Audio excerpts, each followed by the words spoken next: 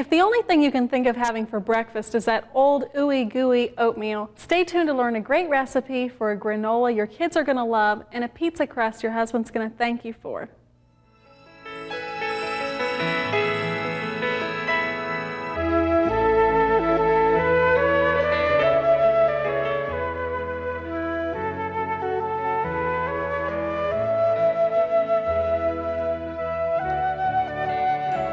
Welcome to Food for Thought. My name is Barbara Kerr and I'm glad you've joined me today. Today we're going to be making a granola recipe that your children are going to like because it's simple. It doesn't have a lot of nuts and coconut and different things like that in it. It's very basic and your children are going to love it. You can use it in different recipes. I'll give you some great ideas. It's really nice. We're also going to be making a pizza crust that's herbed, that's very filling. So the next time your husband goes to cut a piece, a couple of them will fill him up so you don't have to worry about him eating too much. And we're also going to make a vegan Parmesan cheese to go on the top. It's real hard to come up with a Parmesan cheese that imitates the real thing, but I think we've come up with something that's really close. So we're going to start today with our quick and easy granola. It's very simple. There aren't that many ingredients in it. They are 8 cups regular oats, 1 1/2 teaspoon salt, 1/2 cup pure maple syrup, 1/2 cup canola oil, and 1/2 cup honey, 1 tablespoon pure vanilla.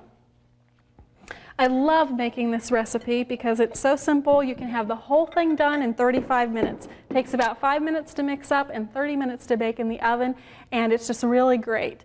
So what we're going to do is we're going to start off by putting our oats into one of the bowls. We have 8 cups.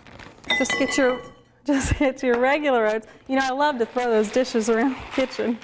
Get a nice big bowl. Use a Dutch oven if you have one, if you want something a little bit bigger than this to mix in. And we're going to put in the other, and we're going to whisk this up, our vanilla. Try to find a pure vanilla, not one that's filled with a bunch of those words you can't pronounce. You want pure maple syrup, not the Aunt Jemima's or the buttermilk stuff in the grocery store. And we're going to put in 1/2 cup of canola oil too, a little salt, and 1/2 cup of honey. This is very simple, just 1/2 cup of each of those main ingredients. And so it's really pretty easy. We're going to we want all of this honey, so we'll scrape it out of here. We're going to just whisk this up until it emulsifies, which doesn't take very long. It's a nice sweetener over your oats. For an extra treat, your horses will really love this. You know, you can make a granola pie crust too out of this granola once it's finished. It makes it sweet, and you can just add a little water to it in the bottom of a pie plate and push it out like a pie crust and bake it. It's a great alternative to a graham cracker crust. It's a little bit chewy, but it tastes very good. I'll put this here. And all you have to do then is pour this right over your oats. And then you just want to make sure, you want to stir them until they're well coated.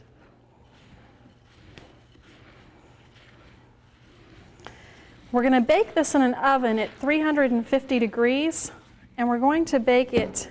I bake mine in a 10 by 14 glass pan, and I'm going to throw a few oats at you guys. So we're going to bake this in a glass pan. That way I can see what color it's turning. And the great thing about it is you'll be able to tell when it starts to make a color change from light brown to darker brown. You'll know that it's starting to get done. So you're going to set your timer for 20 minutes. We're going to put this into a glass pan. If you don't have a glass pan at home, that's okay. But I would recommend using a 10 by 14 if you have it. If you use something smaller, you're going to have to increase your baking time about 10 minutes. So we're just going to pour this into here.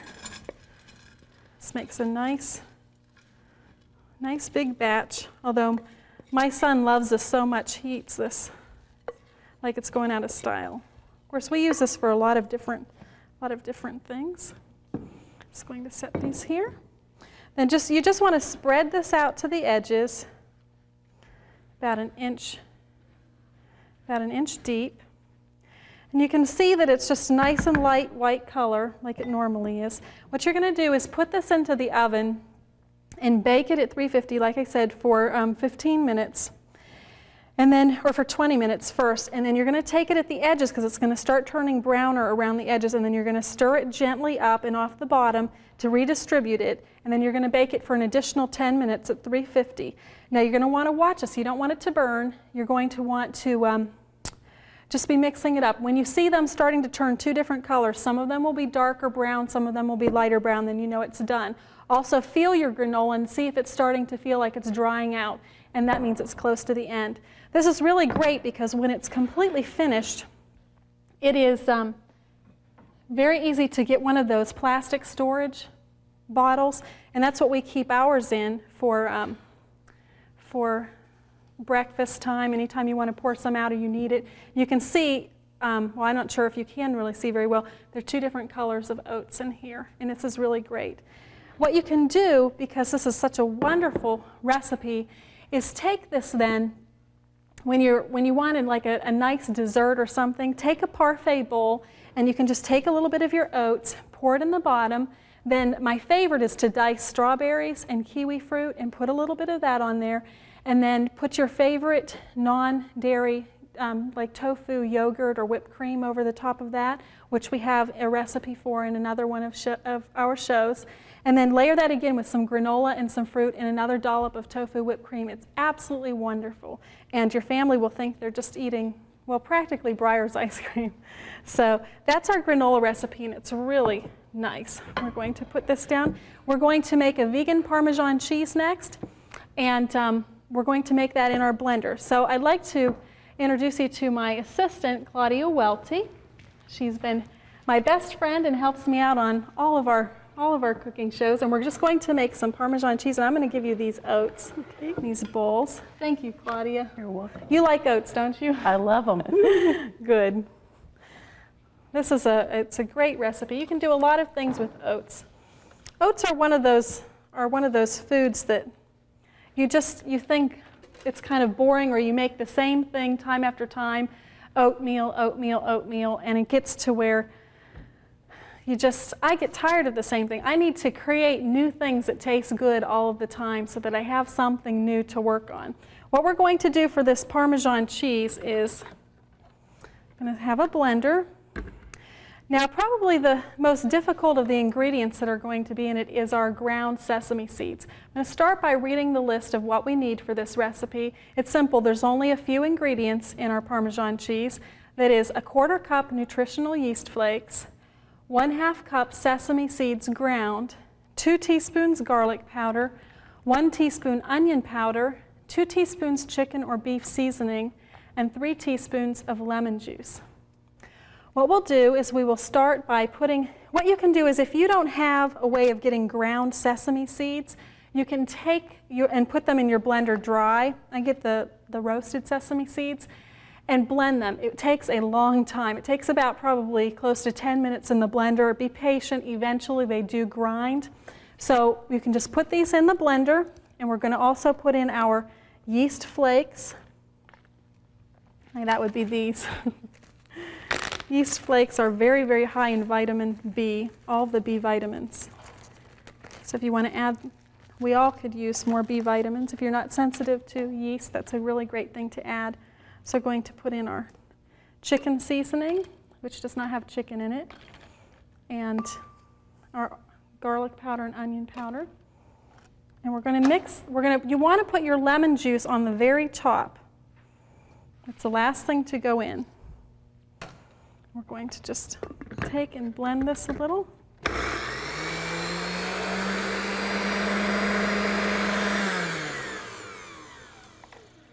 And we're just going to mix this down. You're going to want this to mix up it's going to, when you're finally done, it'll look moist and a little bit gritty like Parmesan cheese that comes out of the bottle.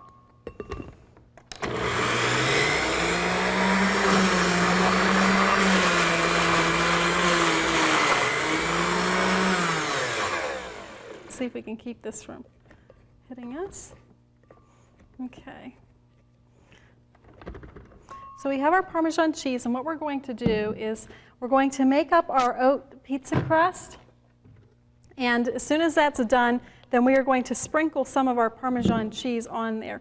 And it's in a texture that's very soft, and you can crumble it onto a recipe. When you do put it on your pizza, you want to put it on at the very end, like the last 5 minutes of baking, 5 to 10 minutes, because it browns easily and you don't need it on for the whole cooking time. So we will set that aside and we will get started with our oat pizza crust. Next, our assistant, who has all of our oat pizza crust recipes, ingredients, will be bringing those over. She's sometimes a... Thanks, Claudia. Just running a little behind there. That's fine. We're going to mix up our oat pizza crust, and we'll start by reading off the ingredients. Our oat pizza crust is 2 1/4 cups whole wheat pastry flour, 1 1/2 cup quick oats, 2 tablespoons honey, 2 teaspoons onion powder, 2 teaspoons dill, 3/4 teaspoon salt, 1 tablespoon canola oil, and 1 cup of water. We're going to start by putting our 2 1/4 cups whole wheat pastry flour, and you want to use whole wheat pastry flour. You don't want regular whole wheat flour because it makes it too heavy. And pastry flour is really great for any recipe that you're going to make something nice and light. You're not going to grind your oats this time into flour. We're just going to put them in. This really makes this crust hearty and wonderful. It's really tasty. And we're going to next mix in here all of our seasonings, our dill weed and salt. The dill is what really makes this herbed. As a matter of fact, if you want to make this pizza crust so that it is not herbed, your kids will probably like it better, but if you're going to mix it up for your husband or for some adults, you want to put the dill weed in it. But it makes a nice hearty pizza crust. Okay, we're going to rub in a tablespoon of canola oil. And you just want to put this on and then kind of rub it between your hands and get it mixed in. Because you want to get it like you would with a pie crust, where you're sort of just getting that oil mixed in there. And next we're going to add a cup of water, and this really holds it together. At first you think that maybe it's going to be a little bit too sticky, but with the oats we'll absorb some water and then it sets up to be just perfect. I love getting my hands into dough. So now we'll put our cup of water in.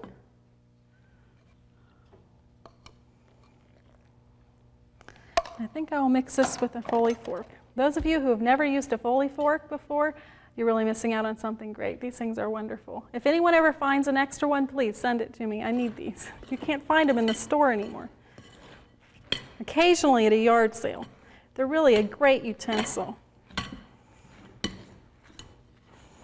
This pizza crust, I just love this. You can make these up ahead of time and then pat them out into rounds, and then, because if you want to make healthy food and you want to have pizza some night at dinner time and you don't have time to mix it up, take a Sunday afternoon. When you're going to mix up one, it's just as easy to mix up two.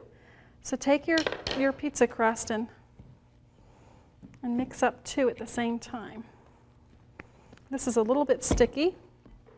I'm going to need, and it really needs to sit for just a minute. What we're going to do is I have a little extra flour out here that I'm going to put out.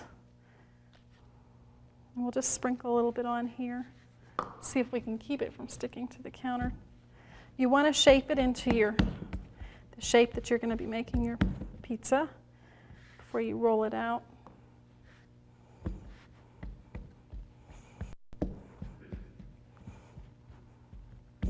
My son even likes this pizza. Not with he doesn't like it with the dill in it, but he really likes the, he thought the vegan Parmesan cheese was okay.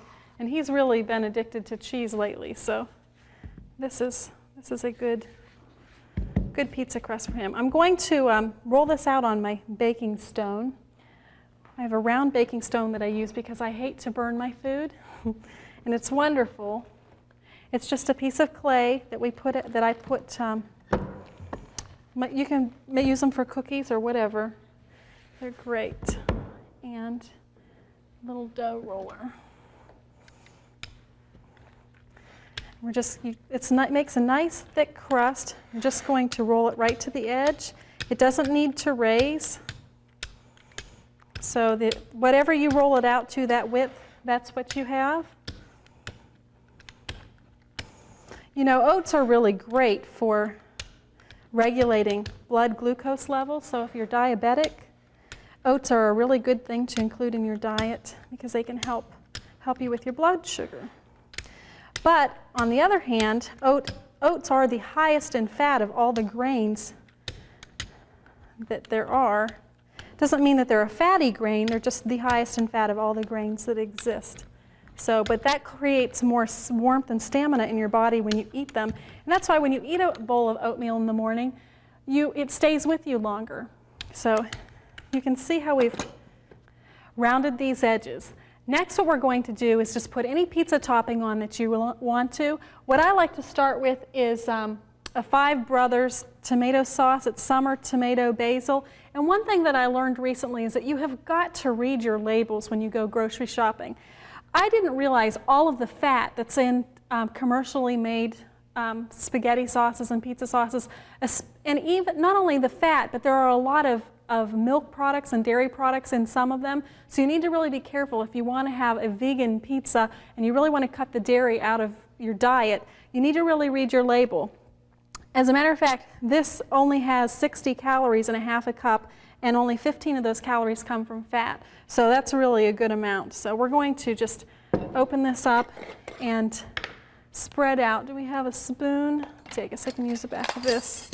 We're going to just, when you're making this pizza with the vegan cheese, one thing you want to make sure to do is to put on extra spaghetti sauce, because when it cooks, you don't have all of the cheese from before to hold the moisture of the tomato sauce in. So you're going to want to bake this. You can just put it close to the edge, but put extra sauce on because some of it's going to evaporate. The red coloring will still be there. It'll disappear. So what we're going to put on our pizza today is some black olives, some onions, and some green peppers along with our vegan cheese. And for those of you who hate peppers and onions, well, I guess I'll be eating this one later. We planned it that way, right, Claudia? So, okay, we've got our sauce on there. Okay, what we're going to do is go ahead and chop up some olives for it. Actually, I think I'll go ahead and put our onions and peppers on first. And I like to use a really sweet onion because I don't like an onion flavor that's real strong. If you're going to eat onion, we should make it taste as good as possible. So I'm just going to slice this. I hate cutting up food, so I'm always into looking for gadgets that will make my life easier. And this happens to be one of those. So we're just going to decorate this. You want your pizza to look pretty. I mean, don't waste all your time all day, but you want it to look nice. So we're just going to put our onion rings around here.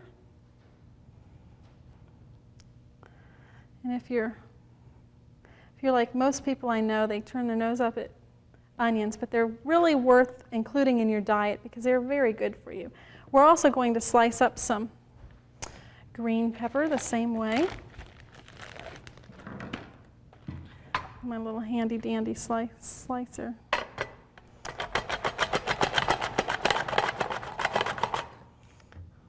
Some nice green pepper cloves.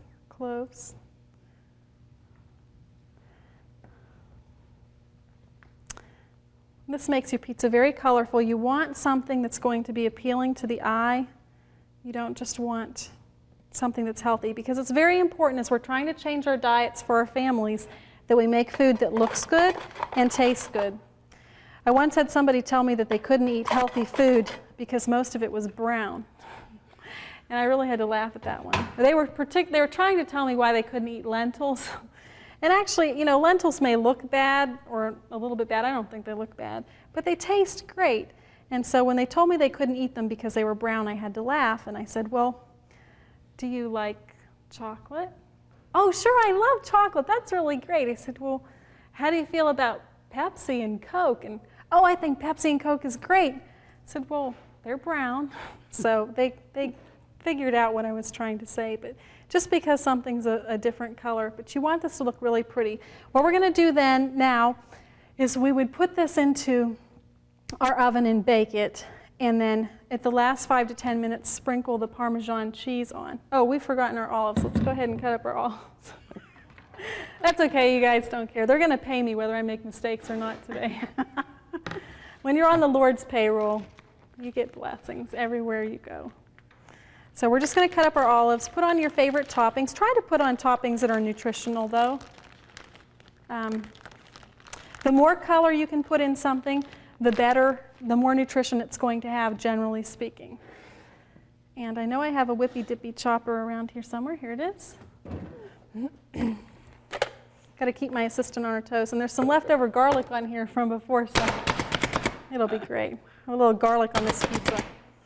Whew, smells like garlic too.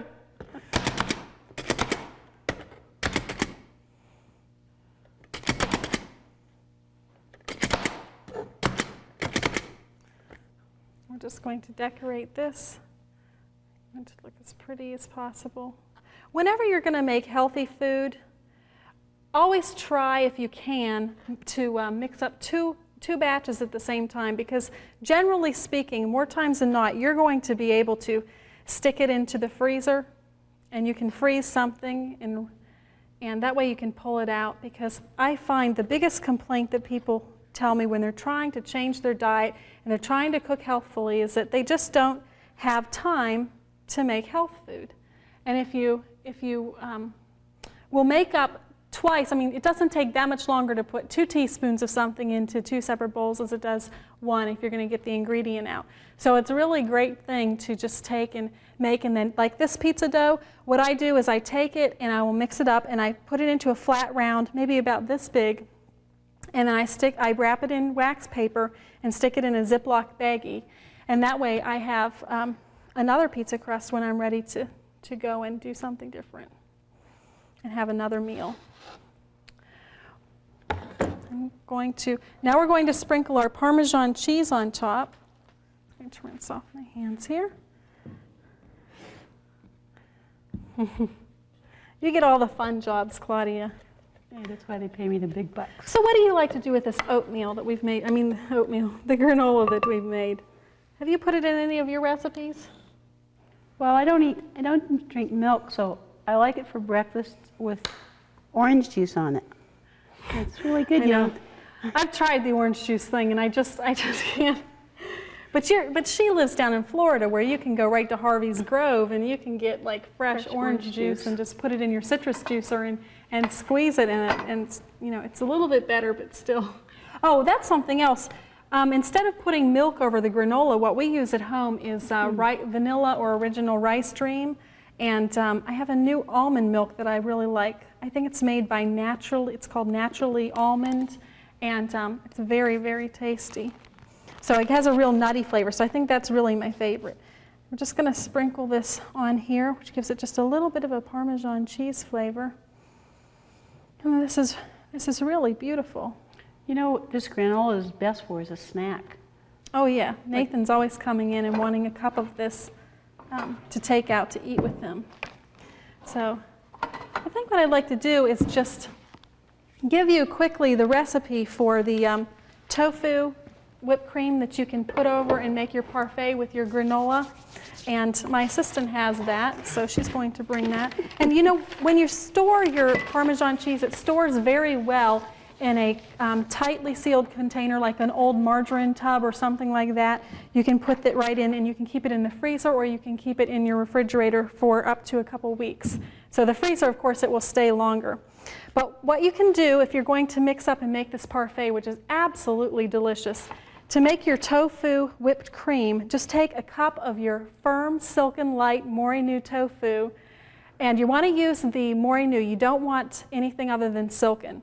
Take a tablespoon plus 1 1/2 teaspoons canola oil, 2 teaspoons water, 2 tablespoons honey, 1/2 teaspoon lemon juice, 1/8 teaspoon salt, and 1 1/2 teaspoons pure white vanilla. When I started looking around for a pure white vanilla, I found that I couldn't find anything that was made from pure ingredients. So what I do is I just use a regular pure vanilla, the brown one, and it doesn't change the color that much. But when you make up this tofu whipped cream, it's very tasty and it's not very high in fat. And you just put it in your blender, start with your tofu and add your oil and water and ingredients. Whip it up, and what you do is just refrigerate it. If it's going to be a few hours before you're going to serve it for somebody, put it in your refrigerator, let it cool for a few hours because it gives it a nice rich taste, and then make your parfaits up right before you're ready to serve them. You can also serve this, you can save the tofu whipped cream in your refrigerator for up to about 4 to 5 days. It still tastes very good, and it's very easy to make up. If you use a lot, go ahead and make a double batch of it. But it's really great. I love personally the strawberries and the kiwi, but you can put in grapes, you could put in any kind of fruit that is a personal favorite of your own. So it's very versatile. Oats are wonderful. You can find all kinds of oat patties in different books, and if you find something that just doesn't really suit your own taste, take the recipe and change it around a little bit. If it's too strong with one thing, then make it again. And when I start with a recipe, I always use all of the ingredients, but I try to have it so that if I don't like it and I end up throwing it away, that it's not going to be that big of a deal. Please stay tuned, and I will have one final thought when we come back. If you've enjoyed the recipes and cooking tips in this program, you'll want to order our Food for Thought resource sheet. We'll tell you how you can order the cookbooks you've seen used on this program, along with other information that will help you cook healthful, attractive vegetarian meals. For your free copy of our Food for Thought resource sheet, please write to us at Food for Thought, P.O. Box 220, West Frankfort, Illinois 62896, or call 618-627-4651. I know it's really difficult to make a pizza and try for the first time something without cheese, because once you get addicted to that cheese, it's hard to give up. Oh yeah. I know, I just really like that, but it's very fattening. It's just very, very hard on your body. So try this vegan Parmesan cheese. Just give it a tasting.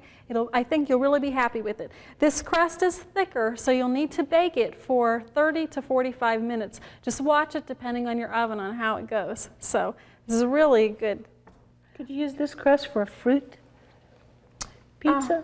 You know, I don't think with the herbs in it you could make it for fruit pizza, unless maybe you just took the dill out and then just made it a regular pizza. It's really, yeah. Oh, that'll be our next experiment. It could be our next show.